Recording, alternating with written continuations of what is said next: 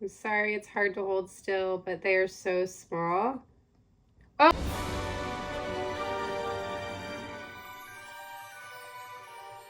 So a while back, I unboxed some of the largest jumping spiders in the entire world. Both were from the Hyllus genus and endemic to Indonesia. Eventually, I made a video attempting to pair the Hyllus Giganteus, but unfortunately in that video we had no luck. However, after that video, I did attempt to breed them several more times off screen just because I wanted to just let them cohabitate for a couple hours each and see what happened. And then we made a video talking about how I was very fortunate to get egg sacs from both of my females. So now I actually have a slightly better feeling about this one because as you will see, this mama has not come out. Like she peeks out a little bit here and there, but she is like webbed up in here, not coming out for anything. That usually means there's some babies developing in here. Before we get into the video, I just wanted to thank Micro Wilderness for sponsoring today's video. Micro Wilderness is a very reliable breeder and vendor here in the United States. And right now, the annual Black Friday sale is live. Everything is marked down 30 to 60% on their website, and this sale is combinable with all discounts. They're also doing a free random sling with every purchase of $100 or more. And if there's nothing on their site that you want right now, keep checking because they're going to continue to get more and more inventory throughout the month. All the prices are already marked down on the website, and if you want a few more dollars off your total, just remember to use code CAT10. Thank you so much, Micro Wilderness, for sponsoring today's video. Check them out and let's get into it.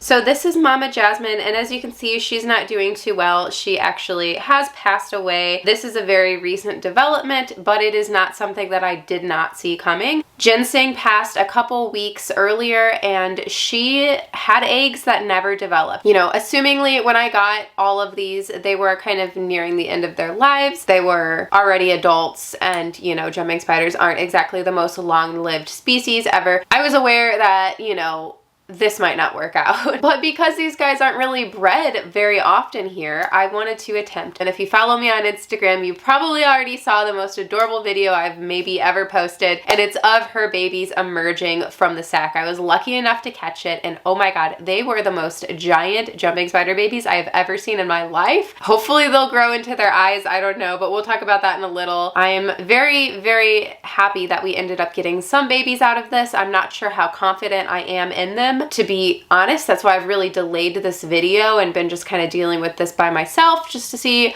what happens. But of course, people are asking, how are the babies? You know, are any babies still alive? You know, what's going on with that? So I thought I would just sit down and fill you guys in and rehouse the babies that I do have left, because there are some left, fortunately. But I just wanted to let you guys know and update, you know, my adult females both passed. I still do have my Hyllus Diardri. She seems to be doing great. She's eating, she's drinking. She did lay an egg sac, I thought, but then upon like looking at it, was just kind of a phantom sac. There wasn't really any eggs in it. Doesn't look like we're going to be getting babies from her, but she's still thriving. She's still doing good for an old gal, so at least we have that. So we have not one, not two, three, four, but 5 babies seemingly thriving. I think the egg sac was pretty small. It was definitely one of the smallest egg sacs that I've ever gotten from a jumping spider. There was probably only maybe, I'd say 10 to 15 babies that I saw. I did keep them in the netted, you know, one of these things, one of these netted things. They were in there with all their siblings and their mom for a couple weeks, so I didn't like sit down and count them all, but there weren't many walking around. So when they were in the netted enclosure all together, I noticed a couple things. Mom wasn't eating and some of the babies weren't eating. So I did actually heat them, and I've been heating them. If you can't tell, they look almost like a little steamy. That's because I mist them, and then I keep them under a heat lamp for a couple hours a day, actually probably more than that. When they were in the netted thing, I was keeping them under a heat lamp here and there, kind of far away, so they're not like cooking, but it was definitely significantly warmer. Nobody really wanted to eat. Eventually though, I did finally catch some of the babies eating, so that was a huge relief. And that was probably around the time I went to Tenley that I was finally catching them eating, and I know at that point I had probably experienced a couple losses, but it wasn't anything significant. Like I didn't really see anything, you know, dead at the bottom. And then when I got home from Tinley, I noticed that there were a couple losses. There was maybe 3 dead at the bottom. And so I wasn't sure if that just was because I wasn't home, like helicopter parenting them, or if it was just because those were a couple of the ones that weren't ever accepting food. But yeah, I kind of expected there would be a few losses, which I was really concerned about, still am. I feel like I should have been more cautious and just separated them early on like I wanted to, but I was just kind of like listening to other people, and I'm not saying like other people are wrong. It's just one of those things where it's like you have to question every piece of care advice you get from somebody. Like even me, please question it. Like in some situations you just need to question and listen to your gut. And this is one of those situations where I wish I did separate them sooner, because I did see them like going at it. Like I didn't catch anybody eating anybody, but I for sure witnessed them pushing each other around, and it almost appeared as if they were gonna cannibalize. And I did notice that I had lost a few, which I suspect was to cannibalizing. I know this is gonna be a controversial thing. Somebody's gonna take this and cut it and post it somewhere and say Tarantula Kat's wrong. How could she say this? She's spreading misinformation. Look, I'm just telling you my experience, what I witnessed, and what I suspect. You can take it for whatever you will. So I ended up separating them, which I think was the right move. I'm very happy that I did, because I separated 6 of them. Unfortunately, I just lost one of them to a molt the other day. Despite all of this, misting them, heating them, everything, unfortunately, I did lose a good one that was seemingly doing so well to a molt the other day. It happens. I took 6 out, separated them, and I still have 5 left. And these have been seemingly phenomenal. I've caught them all eating. I've caught them all just wandering around, building little nests, and I'm really happy with the way that they're developing. But then, you know, something shocking happens, like the one that I just lost to a molt unexpectedly, which makes me very nervous to even make this video and talk about it, because there's a chance they might not continue to do well. So I really hope that we get at least a couple of these to adulthood, so I can keep learning and getting experience keeping the species and making videos, hopefully about the species and just my experience. I don't want to sit here and spit out some educational stuff or some facts. I'm not here for that. I'm just showing you guys what I'm doing. So we have these 5, and I decided that I'm gonna go ahead and pop them in some new enclosures today. I actually have a bunch of these little canopies. These are one of my favorite enclosures. So you'll notice that a lot of these babies have built a web right up here on the top, which is, you know, kind of an inconvenience every time you're trying to feed them or anything like that. So with these little mini canopy enclosures, as you can see, it doesn't open from the top, it opens from the side. These vent holes are very tiny, like super duper tiny, same size as the vent holes that I already have. Again, these babies are pretty big, but I do think that this is going to be the right move to just kind of move them in here, so I'm not disturbing them every time I'm removing the lid to dump in fruit flies and stuff like that. So here are the enclosures we will be using, the Tarantula Cribs Canopy Mini. And if you want to grab one of these, they're on the Tarantula Cribs website. You can use my affiliate code CAT10 to save 10%. So let's go ahead and set these up. So because we need some humidity, of course we are going to need some dirt. All right, perfect. Now that we've made a giant mess, just hang with me here, okay? We're gonna throw some frog moss in for the ground. I think that this will help keep humidity and also just look good. So we are just going to break it up and try to get it in every enclosure.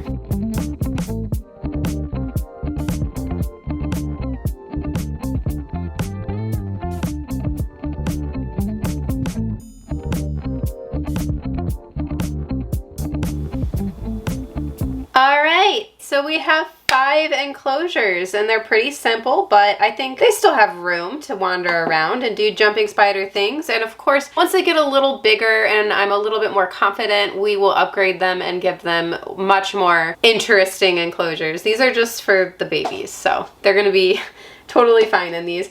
Here's a catch cup, because they are crazy. They are super fast, and they don't just like jump like a little bit, like they jump so far already. It makes me very nervous. That's why I don't really take them out and film them or take pictures often. It's because they are wild. They are so fast. It's insane. So we're gonna be real careful. I'm gonna try my best to get you guys the best shots I can, but my biggest priority here is a safe transfer over into the new enclosure. So here is one right up here. Look at it.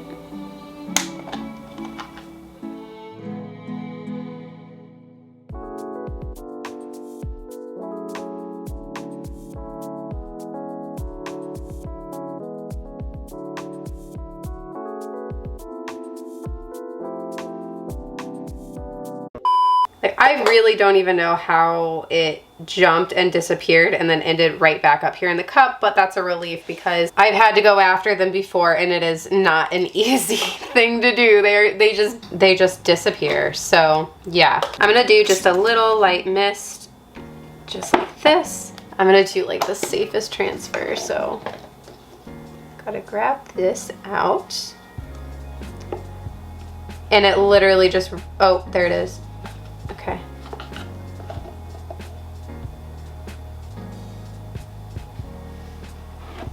I'm hoping it just like jumps into the enclosure so I don't have to really do anything. Go.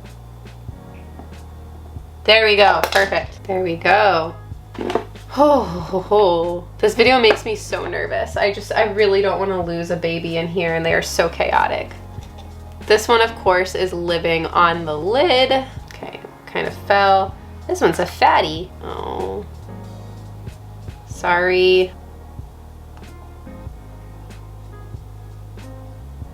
Probably should be rehousing them on like something like white because if they jump on this table, that's going to be a problem.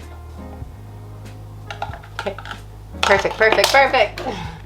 Do a little spray. Okay. Kind of hard to see, but right here. Fortunately, they spend most of their time on the top or walking on the sides, so we don't have to worry too much about not seeing them. We have another right up here on the lid. It's good they hang out here on the top though. It's gonna make my life easier seeing them on the top in these enclosures. So that's what we want. That's what we're doing this for. This one seems like almost bigger than the others, doesn't it? You look kind of big.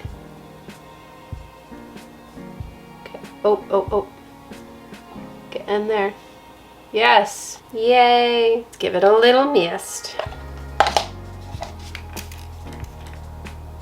Two more, just two more. Are you guys still with me? Yep, this one always like lives inside the moss and it stresses me out because I can never find them.